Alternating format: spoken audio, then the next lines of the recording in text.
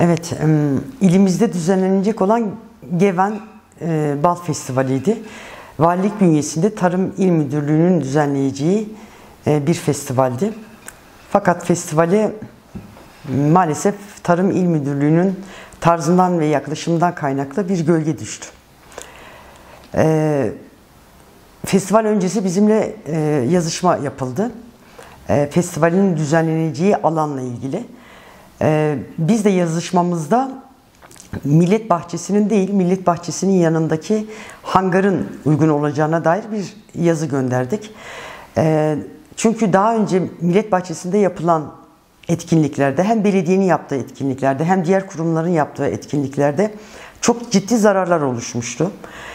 Pergolelerin kırılması, çivilerin çakılması, standlar için yeşil alanın zarar görmesi gibi nedenlerden dolayı hem biz belediye olarak yaptığımız tüm etkinlikleri artık Millet Bahçesi'nde değil, hemen yanı başındaki hangar alanında yapmaya başladık. Hem de kurumlardan bize gelen talepleri yine Millet Bahçesi'nin yanındaki hangar alanına yönelttik. Yazışmada Tarım İl Müdürlüğü'ne hangar alanını önerdik. Hemen Millet Bahçesi'nin yanı başındaki bir hangar alanı, kapalı alanı yaklaşık 2750 metrekare, açık alanı yine 3000 metrekarenin üzerinde. Hava koşullarına göre olası bir yağmurda ya da çok sıcak olduğunda en azından kapalı alanda kullanılabilir. Biz kendi etkinliklerimizi de artık orada yapmaya başladık çünkü. Millet Bahçesi kalabalık etkinliklerde ciddi zarar görüyor. Evet, bizden önce yapılmış bir bahçe, bir rekreasyon alanı ama korumak lazım. Çünkü çimler, fidanlar, pergoleler, banklar kalabalık etkinliklerde zarara uğruyor. Bunu korumak, halkın nefes alabildiği tek alan neredeyse Ağrı'da. O nedenle hangar alanını uygun gördük. Fakat etkinlik günü hangar alanı değil, tam da aslında bizim imtina ettiğimiz alan seçildi ve bu alana Tarım İl Müdürlüğü festivali düzenleyecek ekibi Çevik Kuvvet'le birlikte oraya yığdı. Ben alana gittiğimde Çevik Kuvvet alandaydı. Sonrasında Çevik Kuvvet'in o amaçla gelmediği söylendi. Fakat ilde düzenlenecek bir bal festivalinde öylesi bir çevik kuvveti, öylesi bir güvenlik önlemine gerek yoktu. Halkın da çok dikkatini çekti. Sonuç itibariyle biz kendilerine şunu ilettik şifayendi. Biz halkın oyuyla seçilmiş bir iradeyiz. Dolayısıyla ildeki diğer kurumların bu iradeyi tanımayarak sanki bir işgalci gibi o alana gelmesini ya da bizi tanımamasını doğru bulmuyoruz.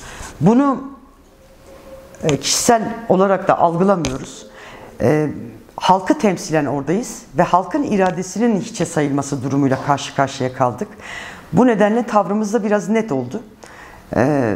Etkinliğin yapılmasına bu gerekçelerle izin vermedik. Aslında orada geliştirdiğimiz diyaloglarda da bizim bal üreticileriyle, çiftçilerle hiçbir problemimizin olmadığını kendilerine belirttik.